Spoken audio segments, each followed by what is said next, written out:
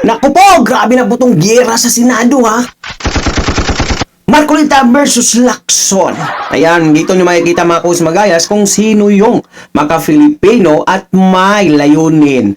Kung sino talagang makukulong, mahuhuli sa korupsyon, especially dun sa flood control. Yan pong mapapanood natin sa video ito. Please follow, like, and share. Please watch this. Ay ngayon ko lang po na nakita ang ganitong special treatment. Hindi ko naman sinasabi, Mr. President, na lahat ay ganito. Kasi po yung una pa po bago ito, Mr. President, naalala ko, tinapos muna lahat po ng bisita, pati po yung mga galing sa Southeast Asian Games. At kahuli-hulian nga po, inabot po ako ng alas 8 ng gabi. Yun lamang po. Ngunit gusto ko pong makapagtanong sana sa ating ginagalang na Senador Ping Lacson kung siya po ay papayag. My pleasure, Mr. President. Hindi ko po alam, Mr. President, Your Honor, kung paano ko, saan ako mag-uumpisa sapagkat hindi ako ang subject matter ng aking diniliver na privilege speech kahapon. Kaya kong sagutin at iisa-isahin sa inyo, ngunit ang nangyari, parang ad hominem ang nangyari. Sa akin po, natutukoy lahat ang inyong privilege speech ngayon, samantalang ang inaasahan ko ay sasagutin nyo yung privilege speech kahapon. Kasi kung ganun pong mangyayari, Mr. President, malilihis na naman po tayo sa inaasahan ng ating mga mamamayan. Dito lilitaw ngayon ang nauna pong mga patakarang nakita ko sapagkat kailanman hindi natin makakalimutan at huwag natin kalimutan na talaga pong nilimas po ang kabangbayan. Yun po yung gusto nating pag-usapan dito. Kung sasagutin ko po ng isa-isa ang ibinibintang po ninyo sa akin, maliliis na naman po ang pinag-uusapan na kailangan na po ng taong bayan na malaman na po ang katotohanan. Sino po ang may pakana? Sino po ang mga mastermind sa nangyaring nakawan sa ating kabangbayan? Ito po ay hindi pangkaraniwang pagnanakawan, Ginoong Pangulo. Yun po ba ang gusto niyong mangyari, Ginoong Ping Lacson? Negative po. Sigurado hindi po yon. Bakit Kayo po? po naglilist. Sino pa po nagsimula nito? Nung Bakit una pong po? privilege speech ninyo, hindi ko na sinagot kasi ayoko magkagulo. Pero enough is enough. Kahapon, nanonood ako sa aking opisina, gusto kong bumaba, kaya lang malalim na ang gabi at ayoko maabala yung trabaho sa Senado. Kaya nagsabi ako sa ating Senate President at ito'y na-manifest na kahapon, narinig ko, na I was told na sasagot ako ngayong araw na ito. Wala pong gustong maglihis sa usaping flood control. Ako nga po, very passionate po ako dyan, mulat sa pool. Wala po kayo dito. Ako po'y talagang lumalaban sa korupsyon. Pagdating sa national budget, pagdating sa lahat ng usapin, hindi nyo po matatawaran ang aking hangarin, maituwid ang lahat ng katiwalian dito sa ating bansa dahil hindi po tayo muusad. Pero enough is enough. Patuloy po kayo sa pag-atake sa akin. Balikan nyo po, res ipsa loquitur. Andyan po lahat eh. Wala po kayo inimbento. Salita nyo po lahat yan eh. Sabi nyo, iniinsulto ko kayo. Sagutin niyo po. Totoo po ba o hindi yung ating napanood sa mga video? Totoo po ba o hindi yung aking mga binanggit? Tapos na po kayo. Tapos na po.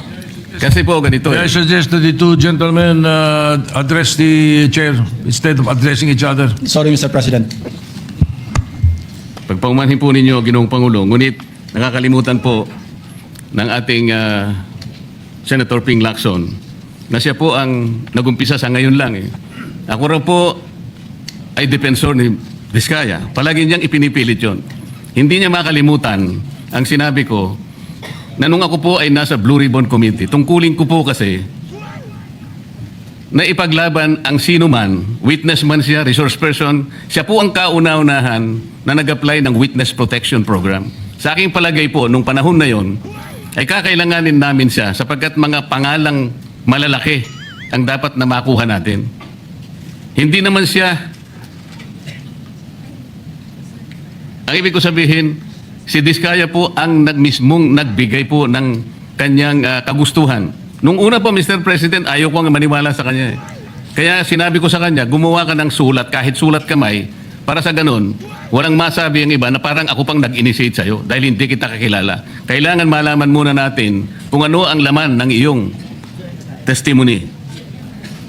At kailangan ma-determine natin kung talagang meron kang may kukontribute na mga pangalan. Kasi importante na lumitaw ang mga pangalan ng mga taong talagang utak ng ng pagnanakaw na ito. Yun po ang pinag-umpisahan nun eh. Dahil mabigat ang kanyang gagawin, Mr. President, nakita ko sa kanyang kagustuhan na siya sumailalim sa Witness Protection Program. Kinilala ko naman yun, Mr. President. Malalagay nga sa alanganin ang buhay niya. Yun po naman yung nakalagay sa batas eh. Bakit ngayon aakusahan ako na ako pa ang nagdidepensa sa kanya? Nandun naman po sa batas eh. Kaya nga po nang ipilit po ng ating DOJ Secretary na pinipilit niya magkaroon ng restitution, sinabi ko wag mong gagawin yan. Wala naman sa batas yan eh. Ipipilit ninyo sa pamagitan ng memorandum ninyo na kahit wala sa batas para siya maging katanggap-tanggap na witness protection program witness, ay gagawin yung mag-restitute siya. Wala po sa batas yun, Mr. President. Yun po yung nilalaban ko. Kung napagkamalan niya na dinidepensahan ko, hindi po pwede yung ganun, Mr. President. So ngayon, hanggang ngayon, pati ba naman ng asawa ko na independent director, kakalantariin pa rito. Saan ba natin pag-uumpisa ng pag-uusap nito? Pagkatapos, ipipilit na naman ninyo yung Kalayaan Island Group. Ano po ba patakaran dito, Mr. President? Ginoong Lacson? Kailangan bang samot-samot ang gagawin mo para sa isang privilege speech? Kayo po'y matagal na sa Senado. Alam ko po, kabisado nyo yung patakaran dito. Ang isang privilege speech na katutok lang sa isang subject matter. Pero kung gagawin po ninyong samot-samot ito, at pagkatapos ay mag-uumpisa kayo na parabang ang nilalaman ng privilege speech ninyo eh, puro ad hominem. Wala po tayong matatapos dito. Ang hangarin po natin dito ay yung subject matter na pinipilit natin sapagkat ito po ang inihintay ng taong bayan. Kung sasagutin ko po ng isa-isa at ang iba po'y sinagot ko na, ay lalayo po tayo. Ang akin pong tinatanong sa aking privilege speech kahapon ay bakit parang hindi ninyo pinagbigyan ang ibang mga tao na napakarami nilang dapat sabihin para sa ganun malaman natin ang katotohanan. Kayo po ang nagsabi, Senator Lacson, Mr. President, napupuntahan natin lahat ng lugar na kung saan ang ebidensya. Hindi po ba kayo po'y nagpahayag noon dito sa plenaryo, Mr. President, Senator Lacson, na sinabi nyo na ang presidente ay name drop ni Yusek Bersamin. Hindi ko man lang po nakita yung kanyang katauhan na ipinatawag nyo dito. Samantalang napakalaki ng dapat niyang ipaliwanag sapagkat kayo po ang nagsabi sa pamamagitan ng pagtitiwala ninyo sa ibinigay na testimony ni Yusek Bernardo na niname drop niya ang presidente. 100 billion pesos po pinag-uusapan dito na kung saan ang porsyentong tinanggap nila sang-ayon din sa inyong pagpapahayag ay 8 billion pesos. Nagtataka po kami, ang taong bayan, hindi nyo man lang pinatawag si Yusek Bersamin. Nagtataka din po ako. Alam po ninyo ito. Nakiusap. Nagpresenta si ex-Governor Chavit Singson. At iminungkahi ko po sa inyo. At ang sabi nyo, sige po, sa susunod na pagdinig natin, ay iimbitahan natin siya. Sapagkat marami raw siyang gustong ibahagi sa ating pagdinig tungkol sa mga project sa Ilocos. Ngunit hindi po nyo tinawag. Yun po yung pinagtataka. Ito po yung gusto ko sanang sagutin ninyo. Sa akin po, wala nang kwenta kahit na ako'y patutsadahan ninyo na ganito ako, ganito kami, ganyan. Hindi na po mahalaga sa akin yun eh. Ang mahalaga po, Mr. President, ang taong bayan ngayon na naghihintay ng kasagutan sa maraming katanungan nila kung magagawa pa natin na buklatin lahat ang dapat buklatin. Kilalanin kung sino dapat kilalanin. Ang gusto ko pa po sana, Mr. President, sana sagutin po ninyo, Senator Lacson. May I respond, Mr. President? May I respond, Mr. President? Yes, please, go ahead. Mr. President, Your Honor, have you read the partial committee report? Ganito po ang nangyari, Mr. No, have you read President. the partial committee report? That is my question, Mr. President. Binasa ko po, ngunit hindi ko po magawan ng paraan kung paano ko po itatrato. Kasi kahit na po ganun ang nangyari, tiningnan ko po eh. Kaya lang, sabi ko sa mga staff ko, nung mag-meeting kami, bakit ka ako wala man lang pirma ito? Ito po italiwas po sa inyong ipinahayag kahapon. Sinabi nyo rito, If I may be natanggap allowed, po. Mr. President.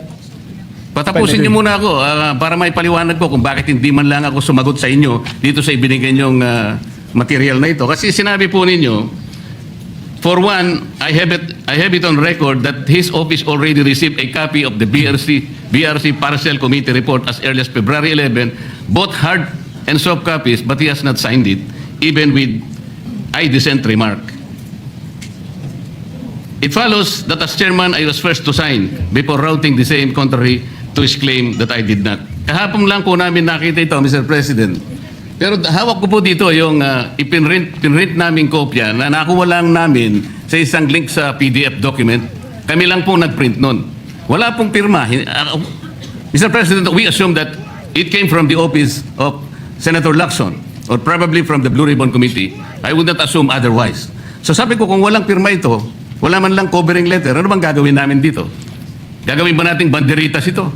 Ganun po ba yung pagbibigay ng isang importanteng dokumento? Kung inaakala po yung importante ito, bakit wala naman pong pirma man lang? Sa akin So palagay, hindi po ganun ang pagtrato sa amin bilang miyembro ng Blue Ribbon Committee. Dapat man lang sana, kahit na initial nyo lang po at meron siguro kayong instruction doon, anong gagawin namin dito? Now, before Senator Lacson responds, will you answer the question? Did you read it or not? That was the question. Yes, Mr. President. You read it? Okay, Senator Lacson, go ahead. Yes, Mr. President. I mentioned it in my privilege speech. Binigyan po natin ng tikitigas ang kopya na may watermark ng kanilang opisina. Una, nagkaroon po tayo ng isang masamang experience na nag-leak yung nauna ng ni-route na committee report. So naisip namin, para matunto natin kung saan opisina manggagaling ang leak, bigyan natin ng tikitigas ang kopya. Hindi po talaga pipirmahan yun kasi advance copy po yun eh. Nasabihan po namin ng kanilang mga staff na kapag ready na sila na pumirma at nabasa nila, hudyatan nila kami, ipapadala namin yung physical or yung hard copy. Nandun po yung signature page, nakapirma po ako doon. Hindi ko po pwede ikalat yun nang wala akong pirma kasi ako yung chairman. Hindi niyo po narinig yung aking paliwanag sa aking privilege speech na talagang walang pirma yung aming ikinalat sa bawat miyembro. Dahil yon para lang mapabilis kasi 400 pages po, alam ko magtatagal mabasa. So para simultaneously, isipin niyo po Mr. President, kung isang kopya lamang yon na aking igagala sa 17 o 20 miyembro ng Blue Ribbon Committee, isang taon po baka hindi pa tapos mabasa. So gumawa kami ng nag-devise po kami ng isang pamamaraan para simultaneously, sabay-sabay nila mabasa with the advice to their staff na kapag nabasa na at ready ng pumirma, sabihan kami, dadali namin yung kopya na mayroong signature page at sa kanila pipirma. Katunayan kahapon po si Senator Bam Aquino. Binigyan namin sa kanya yung may signature page at pumirma siya. Hindi po matatapos kung yung 467 yata na pages, iisa-isahin namin iikot. Mahirap po. Gumawa na nga kami ng paraan para matakil na sa floor, ma-defend ko, at makapag forward tayo na tulad ng binanggit ko sa aking privilege speech, simula na tayo uli ng mga panibagong pagdinig. Ngayon, sinabi po ni Senator Marcoleta na bakit hindi inimbitahan si Undersecretary Bersamin. Kaya ko po tinanong, kung nabasa niya na yung report, kung meron po siya maipakita sa akin doon sa committee report o doon sa TSN, doon sa minutes ng pagdinig na nabanggit ang pangalan ni Undersecretary Bersamin. Bukas na bukas din po, o bigyan natin 3-day notice rule. Tatawag po ako ng pagdinig, ipapatawag natin si Undersecretary Bersamin. Ang binabanggit niya po yung aking interpellation sa DBCC, na kung saan si Undersecretary Bernardo gumawa ng personal na sulat kay Pangulong Bongbong Marcos. At sinasabi niya doon na ito yung mga personalidad na alam niya, na naalala niya na merong allocable at kung ano-ano pa. Wala po sa Blue Ribbon Committee minutes yun. Sa labas po yan sa plenaryo, sa DBCC, sa National Budget Deliberation. So kung may papakita po sa akin ng ating kasamahan, Senator Marcoleta, na mayroong isang mention sa affidavit o sa salaysay ni Undersecretary Bernardo na binanggit si Undersecretary Bersamin, di tumawag po tayo ng pagdinig at mag-motion siya na ipatawag kung sino man ang gusto niya ipatawag. Ngayon, si Governor Chavit Singson, wala naman pong paliwanag. Ano po yung ite-testify? Konektado po ba sa issue at hand, which is the flood control projects? Kung konektado po, sana sumulat po siya sa chairman at sinabi niya, ito yung lalamanin ng ite-testify o ito yung naka-attach yung draft affidavit ni Governor Chavit Singson. Sino naman ako para tumanggi na ipatawag kung sino man yung resource person? Nagpadala nga siya ng surprise witness, siya lang nakakaalam eh. Hindi ko po inawat eh. Mr. President. No, sandali po, hindi pa ako tapos. At nung hinanap kong pilit, pinagtanong ko yung mga addresses, lahat ng mga kakilala ni Gutesa. At inalam po namin sa pamamagitan ng CCTV footage, baka naman merong sumalubong o merong kasama na pwede natin matunton kung nasan si Gutesa. Ganun po kasi ang aking pagnanais na talagang get to the bottom of this issue. Pero bigla po nawala eh. Ano po magagawa ko? Mr. President, wala nga pong nakasulat doon sa transcript tungkol nga po doon sa binanggit niya sa plenary na pangalang Adrian Bersamin. Paano nga pong mababanggit doon, Mr. President? Hindi nga niya pinatawag eh. Samantalang dapat niyang ipatawag, siya mismo ang nag-highlight. Isipin po ninyo, nagawa po ni Senator Lacson na isama sa plenary debates ng ating 2026 budget. Ganun ka-importante ang bahagi na yon, Mr. President. Hindi ba dapat ipinahayag mo yun eh? Malaking bagay yun. Ibinulgar mo pa nga eh.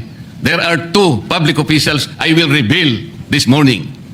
Ganun lang. Ba't hindi mo pinatawag? Kung pinatawag mo yun, malinaw na malinaw, nalagay sana sa transcript. Ganun lang naman ang ibig sabihin eh. Sa mga tweet, iniwasan po, Mr. President, para hindi malagay sa transcript. Pagkatapos ikakatwiran po ninyo, kung nasa transcript, di sana, pinatawag ko. Baliktad po ang ginawa ninyo, Mr. President. Katulad din po sa 30, Nara Street sa South Forbes. Ilan po yung binanggit ng mga tao doon? Hindi ko po sinasabing totoo yun, pero for purposes of the inquiry and investigation, kung talagang ganun, kalawak ang inyong pananaw. Dahil pati nga po yung pagpunta ni Gutesa, pati CCTV po pinakita ninyo. And dami po sana ang pagkakataon na nakita sana lahat ng mga binanggit ni Saldico na mga ginamit na sasakyan. Makikita doon sa pagitan ng alas 9 hanggang alas 10 ng umaga. Tawagin natin yung kung sino man yung security agency doon. Pero hindi po ninyo ginawa eh. Pero sasabihin po natin, you wanted to emphasize one point. Kung nasaan ang ebidensya, ay talagang pupuntahan natin. Kayo po ang inconsistent eh. Pagkatapos ako ang sasabihin ninyong inconsistent. Ang dami po eh. Nakiusap ako na, sabi nga natin, ang dami pong tumuturo sa pangalan ni Martin Romualdez. Inimbita po ninyo, hindi dumating, nakiusap ako, naimbitahan uli. Ang sabi po ninyo sa magitan ng inyong interview, ay kung pupunta siya rito, welcome. Kung hindi siya pupunta, wala tayong magagawa because of interparliamentary courtesy. Mr. President, hindi po karaniwang pagnanakaw ang nangyari sa kasaysayan ng ating bansa. Hindi po ba ninyo naiisip, mismong kabang bayan ang tumagilid, pagkatapos magtatago kayo sa prinsipyo o doktrina ng interparliamentary courtesy? Kung ako po ang chairman ng Blue Ribbon Committee, Mr. Chair, Mr. President, hindi ko po igagalang interparliamentary immunity sapagkat ang pinag-uusapan dito ay interes ng mamamayan. Huwag po tayong magtago kung saan-saan. Sinabi po ninyo, Mr. President, Senator Lacson, yung Apostille Convention. Hindi ba pinahayag po ninyo sa isang pag-i-interview ninyo na kung si Saldico lamang ay makakuha ng isang subscribe statement, kahit sa Zoom lang, ipatatawag namin siya? Bakit hindi po ganun ang ginawa ninyo? Pwede naman siyang mag-Zoom pagkatapos na magkaroon ng apostilled sworn statement. Bakit hindi po ninyo ginawa? Meron naman pong Zoom eh. Natatakot yung tao. Nanganganib ang kanyang buhay. At palagay ko naman, nanganganib nga talaga. Iintay pa bunin nyo na humarap sa inyo? Pwede naman ang Zoom eh. Kung talagang gusto nyong tuntunin ang lahat ng mga ebidensya na dapat nating puntahan. Ito po yung pinupunto ng aking privilege speech kahapon eh. Hindi ko nga po alam na kapag ako po ang magdi-deliver ng privilege speech, Mr. President, palagi po kayong nawawala kasi nga nasa bandang huli na po ako eh. Pero kung talagang gusto nyo lamang, alam nyo naman nasa agenda po natin kung sino po ang tatayo para mag-deliver ng privilege speech eh. Ayoko pong isipin na sinasadya ninyo. Ngunit narinig naman po ninyo eh. Mr. President, pagkatapos isasama yung Kalayaan Island Group, ano po ba talaga pinag-uusapan natin dito? Yung kapakanan ng bayan? Pinipilit po nyong pinagtatanggol ko ang China. Sa Pag-i-komento po ninyong mga opinion o reaction sa comment section ng ating video. Please like, share, and follow. Thank you so much. God bless all. Peace. Bye-bye.